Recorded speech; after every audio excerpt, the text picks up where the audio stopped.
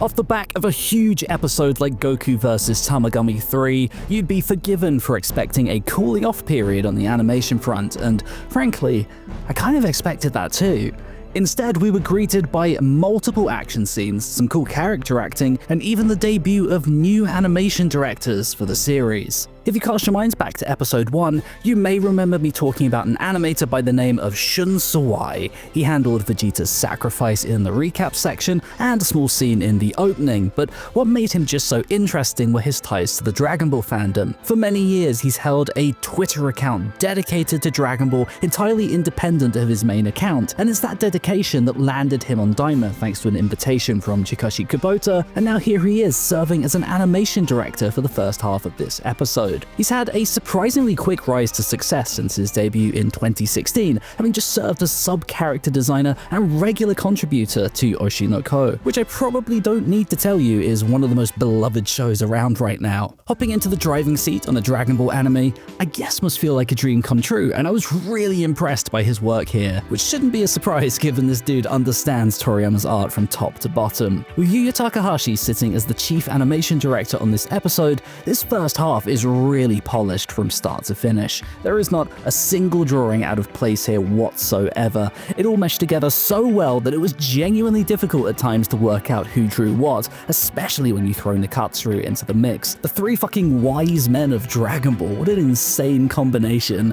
Thankfully, Sawai's Twitter illustrations gave away a little tell with the hatching under the earlobe that meant there were at least a few scenes where I could pretty definitively point out his work. The action highlight of Part 8 comes entirely from Sander, another one of the big Dragon Ball fans on this show, and wow has he been doing a hell of a lot of work on Daima. 46 cuts on episode 3, 56 cuts on episode 6, and now 48 cuts on episode 9. That is so much work, and this man's passion for Dragon Ball really does shine through. There's a great energy to the exceptionally fast-paced chase here, and I really do like the classic Dragon Ball flurries as the pair race throughout the scene. I think if there's one criticism I have of this, it's that the poses aren't quite pushed hard enough to help this really reach its full potential. The drawings from key to key all look foundationally solid when paused, they're not melting, but I think an unwillingness to really push the momentum of the movement through exaggerated poses leads to many cuts feeling a little bit rigid. Take this scene of Goku's kick. It's a completely fine drawing, but it's a pose that remains consistent across each frame,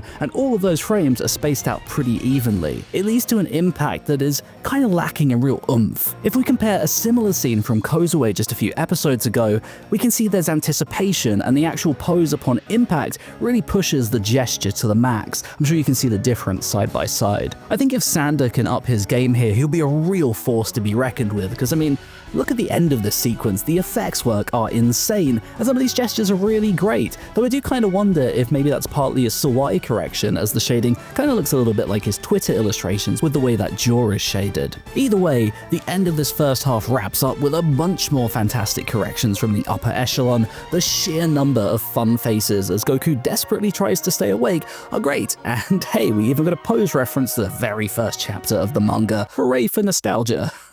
Alas, jumping into Part B, the model consistency of the character art takes a nosedive, even if the animation itself actually improves. Taking over as animation director here is Hiroyuki Honda, someone whose animation credentials are largely made up of slice of life and magical girl anime.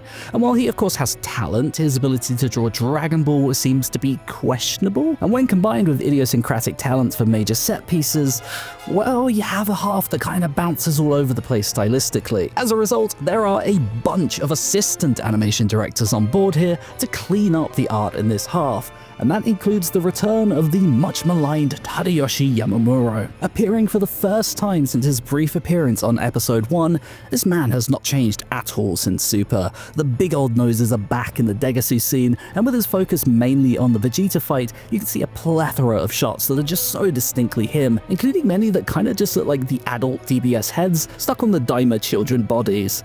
But honestly, I actually think he did quite well. My favorite part of the episode is this wonderful bit of character animation between Degasu and Gomar, which comes from the hand of Osamu Sakata, someone I cannot fucking believe is working on Dragon Ball. This guy is a master of character animation, and you've no doubt seen his work on so many premium shows over the years, whether you realized it or not. He's just so good at animating these extremely delicate and thoughtful pieces of subtle character movement that bring scenes to life in ways seldom found in anime. You get a real sense of that pedigree just from Degasu hanging up the phone at the start of the scene and turning around. The subtle posture changes and the secondary animation on that cape are so good. We even get a rare bit of properly lip-synced animation. Good luck to the voice directors when it comes to dubbing that. It is, however, actually the cartoony parts rather than the realistic bits that I think he nailed hardest. Bounding in and out of the camera, his uvula smearing, he just goes through so many fun and different expressions, and it all comes to a head with the wide shot where he becomes a huge, exaggerated smear as his head grows and grows before eventually engulfing Degasu, leading to his head then sprouting out of the dangly bit once again for a frame. It's all so extreme and so perfectly suited to just how hilariously silly Gomar is as a character. One of my biggest fears going into Daima was that animators weren't going to be allowed to have too much fun in case it sacrificed model quality, but it's clear that that just isn't the case. Even with Yamamura supervising a scene like this and clearly redrawing a great deal of Gomar and Degasu's expressions, the work doesn't feel meaningfully compromised. It's still allowed to be completely silly, and I'm so glad that that extends to Takeshi Morita's scene, arguably the most off-model maverick animator to step foot on Daima thus far. This man is an action superstar, having dropped some of the sickest work across projects like One Piece on multiple occasions, Dragon Quest in its biggest moments, and even My Hero Academia in recent years. He was, however, pretty much always corrected, and if we pull up the Dragon Ball advert he animated once, well, you can see some cool but genuinely unhinged looking art that I think would probably have been a step too far in all but the most liberal productions. Instead, what we have in Daima is a hybrid approach between Morita and Yamamura, one where Morita's shading and spindly limbs are allowed to live, but some of the faces and close-ups get redrawn in the name of accuracy. And I do say some on purpose because there are a lot of shots that go through uncorrected. This scene alone entirely alleviated my concerns about fun animators not being allowed to shine, and that makes Naoki Tate's absence from the series all the more painful for me. If there's one thing Morita's good at though, it's extremely sharp and dynamic posing, and this piece is such a masterclass in how to push action gesture hard. Much like I praised Sasaki for last week, Morita seems to have a real knack for this stuff, and I think even takes it a step further with the long limbs that he stretches and smears. Rigidity and Morita might as well be like oil and water, and the results are so good. I think if there's maybe one thing I could ding this episode for, it's that the storyboard is a little bit inconsistent. The director here is Takao Kiriyama, returning to direct for the first time since episode 3, but this time with his own storyboard rather than Yashima's. While I do think there are definitely a lot of very good segments scattered throughout, especially in the first half where you get awesome shots like this, I couldn't help but feel it was a bit claustrophobic at times and that he struggled a little with coming up with diverse ways to frame dialogue. But, and this is a big but, I do not give a shit. The club scene is possibly the coolest bit of direction thus far. Pulling out the fucking cyberpunk rim lights and pounding music made this feel so unique and not something we've seen in Dragon Ball since the Z days. When I'm old and grey, I'm going to tell the young anime fans that this was a cutaway in the JJK subway fight scene, and they will absolutely believe me.